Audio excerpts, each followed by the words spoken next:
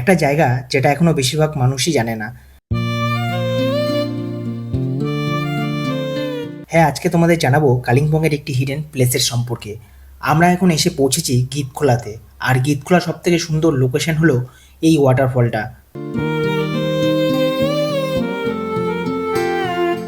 সব থেকে আশ্চর্যের বিষয় হলো এখানে 3টি ওয়াটারফল একসাথে গড়িয়ে পড়ছে গভীর জঙ্গলের বুকে।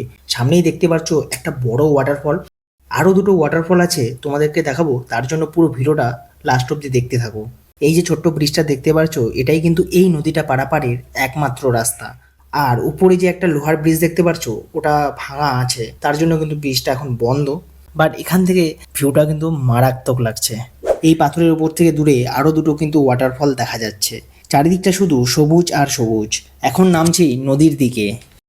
সামনে দাঁড়িয়ে এই ঝর্ণার আওয়াজ, ঠান্ডা হাওয়া আর জলকণার স্পর্শ সত্যি বলতে একদম এক অন্যরকম অনুভূতি লাগছে।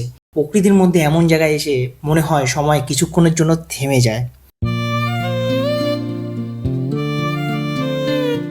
এমন সুন্দর লোকেশন তো তোমাদের মিস করলে কিন্তু একদম চলবে না। অতএব শিলিগুড়ি থেকে এই লোকেশনে তোমরা কিভাবে আসবে ফুল ডিটেলস আমার একটি লং ফুল ব্লগে তোমরা পেয়ে যাবে SR motor traveller YouTube channel বা ফেসবুক পেজে। তো চলো দেখা হচ্ছে নেক্সট কোনো অফবিট লোকেশনে।